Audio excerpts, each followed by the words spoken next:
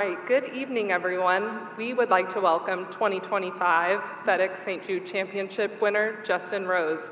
Justin, congrats on capturing your 12th PGA Tour victory and in a playoff. What does it feel like to get it done?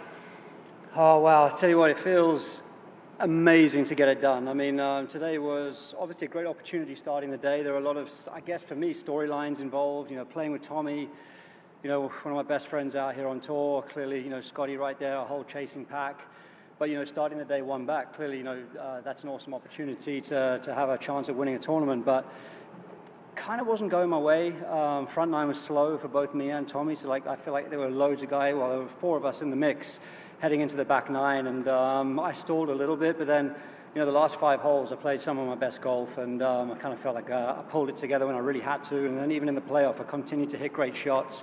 And that just makes it, I guess, so much fun as a competitor to really, when you have to hit the shots to find them, and I'll take a lot of pride in that today. As you just mentioned, those last 5 holes especially, what were you leaning on or what were you dialing in for those approach shots into 18? Yeah, it's a strange balance of patience, and obviously because if you try too hard in anything in life, it just doesn't seem to happen, so you still got to let it come to you, but just being committed, but I think being brave, trying to be brave, I think is what especially on the 14th hole, I hit a hold 6-iron into that back right pin. That was a pretty, clutch shot, I suppose, to sort of take that one on and to pull it off. And that sort of then gave me a little bit of momentum I needed at that time in my round. It was also the first putt that I saw disappear. I kind of try to tell myself out there today that, the theory of large numbers, and I've kind of used this in the past, but, if the putts are drying up, but if you keep your routine the same, if you keep doing everything the same, over time, you're going to have your fair share go in. So I was just kind of waiting. I was playing a waiting game before the hole opened up, and I was able to kind of see some putts fall. So fortunately, they began to fall at the right time. As a past FedEx Cup champion, what does it mean to capture first win here of 3 playoffs? Yeah, it kind of puts me right back in, the season's race. I haven't even looked at where that projects me and all these types of things, but back up in the, in the realms of where I sat for a long time. I haven't been back to East Lake since 2019, and that's been bugging me, and that's obviously been a huge goal. So obviously that's taken care of, and I've definitely played some good golf this year when it's mattered. I feel like my good has been good. My consistency hasn't been there, but I've been telling people that I feel like when I play my best golf, I'm able to compete with the best players in the world, and obviously today proven that I can win against the best players in the world. So it's really, it's a gratifying day for me just to know that the hard work I have been putting in is not in vain. And I haven't really, I felt so focused, I suppose, coming in today that I haven't really had a chance to actually enjoy this yet. It's been, I've got to see some loved ones, you know what I mean? Because obviously they're the people that sacrifice everything with me, and as soon as I see my son tonight and my family and even my team, my wider team, that's when it's going to really feel good for me. Speaking of loved ones, well, it would have been nice to have them here in Memphis. What were they saying over the FaceTime, or what you said plans are to see them? Yeah, so my wife and my daughter are in Greece right now on a girl holiday, and then my son flew to Baltimore, and he's waiting for me now, waiting for me there. So we'll have a boys' week while they're having a girls' week. So I can't wait to sort of spend the week with my man now. He's 16. And obviously the girls over FaceTime had stayed up late. It was 2 a.m. in Greece, but yeah, they were delighted. So yeah, I mean, I felt cool, calm, and collected. And as soon as you see the family, you start to you choke up. But yeah, that's what it's all about. Perfect. With that, we'll open up to media. Raise your hand. We'll get a microphone over to you. Start off here in the back. We have Sean Martin. Winning at 45, what's sort of the source of pride of doing it after, you've been a pro for 28 years now, or 27, sorry. What was it, winning at 45? What's the source of pride of just the longevity of your career, winning at 45 now? Yeah, I mean, there's a lot of sense of pride in that. I think I'm not alone in it. There's been guys that have done it, but it doesn't, there's a pretty short list of guys that are competitive in that 45 to 50 sort of age range. Historically, it was a bit of a waiting room for the Champions Tour. So obviously Phil bucked the trend. He won a major at 51. I feel like that's good motivation. I feel like I still feel like there is that golden summer of my career available to me. That's what I've been pushing for. Moments like getting close at Troon and then obviously getting close to Augusta. They're signals that it's possible. this is another really, really, really important signal that I'm on the right track with my game, and actually maybe even getting a little bit better at the moment. I mean, will I ever be the best player that I was when I was, maybe 2018 #1 in the world? I don't know, but I don't have to be, I don't think, as long as I can find it, at the key times. And yeah, I've been able to do that. I've shown good signs, I think, but winning is winning. Do you know what I mean? And I think proving that to yourself, even though I've come close and I felt good in contention, getting over the line is still difficult. And obviously I've won like twice in 6 years now, but this one felt good. I felt like I had to hit the shots, I had to step up, again and again and again in the playoff. I felt ready for it, I felt calm, I felt collected, and I think that's when you learn most about yourself. So I'm excited about where I'm at 45, and I feel like there's a good bit of runway ahead. Standing on 14T, what did you feel like your chances were, and what was sort of that feeling that clicked in on the next 5 holes? Yeah, standing on the 14th tee, I didn't really think my chances were great, but I knew I had just to kind of give it everything. And like I said, it was a bit of a mix of, okay, the time is now, you've got to be brave, and you've got to take on every shot possible, but also you've got to be committed and calm with it. You can't just get yourself in a flat spin and think, right, it's not how it works. But really, I guess just the 2 shots on 14, hitting the 6 iron in there, hole in the putt, and you kind of know that 15 and 16 are chances. So in the back of your head, you know that if you play those holes right, you can make a little run, and that's exactly what happened. And then obviously dropping the putt on 17, I was like, okay, I'm right in this. Obviously that piggybacked with Tommy's bogey, but then I'd realized that JJ must have birdied, because I was kind of looking at Tommy a little bit, and then I realized JJ had actually, I think, birdied 17 to get to 16 under. So I was like, So that was a surprise. But and then gave myself a great shot at it on 18 in regulation. Hit a good putt. Had exactly the same putt in the first playoff hole. Hit it slightly differently. Still managed to miss it somehow, even though it was looking great halfway. But I'm kind of just talking nonsense now. But I guess all I'm trying to say is that there was a lot going on, but I felt like I kept stepping up and hitting great shots when it mattered. And super delighted to get over the line. And if I'd have imagined myself in a different situation, having lost in another playoff, for example, there would have been pride in how I played, but there would have been it would have doubled down on the frustration maybe of Augusta. So this feels really good. Microphone in the front, Tim Buckley. Justin, was the possibility of this even in your mind when you were sick early in the week, or at that point were you just thinking about trying to get through it? Yeah, I think the question was I being sick early in the week? Yeah, it was a weird one. Monday night, started to not feel 100%. Tuesday, I came out and did some practice. Didn't actually get on the golf course. Didn't feel like playing 9 holes was actually going to be helpful. So just walked a couple of holes. I think we walked 1, 2, 7, 8, 9. And by the time I did that, I was like, just get me to the car. Was hoped to sleep it off. Woke up Wednesday morning, kind of even worse. My resting heart rate was like 80. It was normally like mid-50s.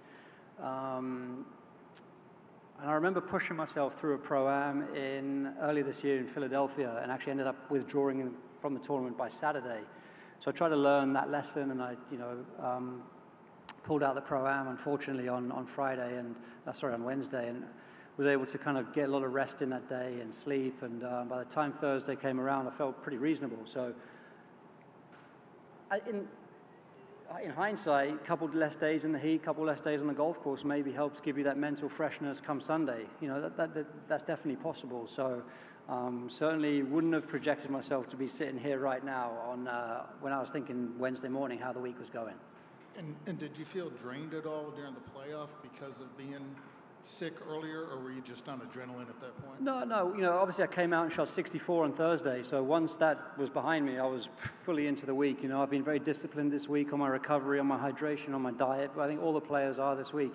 We realize how much it takes out of you. And we're also realizing that Baltimore's a pretty big week, big golf course, hot, East Lake's hot. So I think a lot of players are very disciplined at the moment, just trying to sort of wash, rinse, repeat. There's not a lot of fun going on right now. So, there's a lot of ice bars, a lot of good hydration, nutrition. So that's what I've been focusing on this week.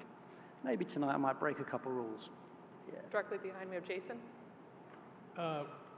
Walking off the course, where does this one sort of rank in your mind, in your career, in terms of the dramatics and the thrill of the way it played out? This one felt quite stoic in the sense of determination, execution.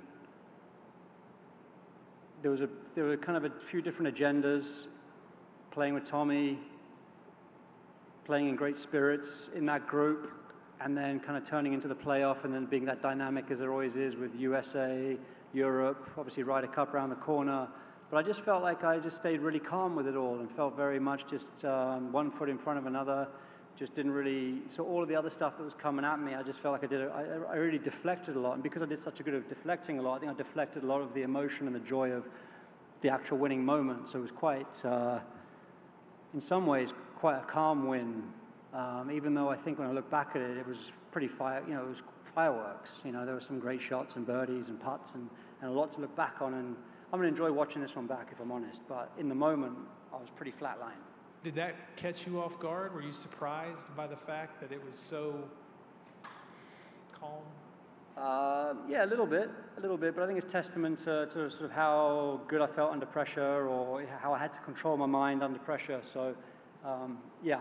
And sometimes when you hold the putt to win, you have that moment where you can let it go.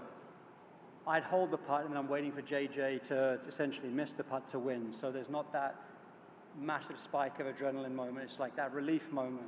So sometimes when you win by someone missing a putt, it sort of, yeah, it's a different way to win, right? Rather than holding the 30-footer across the green to get it done, and that the elation of that moment can set you off.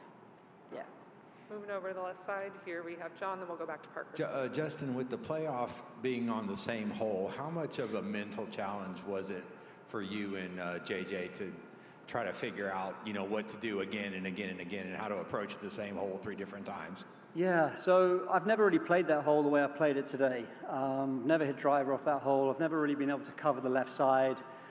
For some reason, I've been hitting it quite far this week, and the wind was just perfect. It was down from the right-hand side. It meant that I could just cover the left side. I felt like it was playing perfect for me today with the driver. If I held the driver up a little bit, I probably wasn't going to run out, and if I turned the driver over, I was going to make the carry, which obviously that angle that I was able to create to the back left pin was very advantageous. Then obviously they changed the pin to the back right. That sort of advantage was negated a little bit, but funnily enough, when they changed the pin was when I won, the first time around on that pin placement. But the pin placement for the third time round in the playoff was sort of similar to day 1 or day 2, I can't quite remember, but I had a putt in that back section of green that I underread, and I actually walked over to exactly where, because you could see the old cup mark. So I tried to get a feel for that part of the green and then the part of the green I was actually putting on in the playoff, and that was definitely helpful and hold a really good slippery left to right putt there. So yeah, I was able to sort of, I guess, yeah, changing it, played into my hands eventually. But JJ is obviously such a great player. You're never waiting for him to make a mistake. He's so solid off the tee, but he obviously had to fit a 3-wood into probably the tighter bit of fairway, so probably a harder tee shot for JJ, especially being a left to right player. But I'm glad it worked out in the end. Time for just a few more. We have Parker. Justin, 2 years ago you tied the course record here and now win at TPC Southwind. What about this course fits your game so well, even after the renovations? Yeah, I think it's the kind of golf course that, like I said, even though I'm hitting the ball pretty far this week, it's the type of golf course that doesn't demand a ton of length off the tee. It's all about fitting the ball in the fairway. There's a lot of strategy, a lot of hitting to the dog legs, hitting to the corners.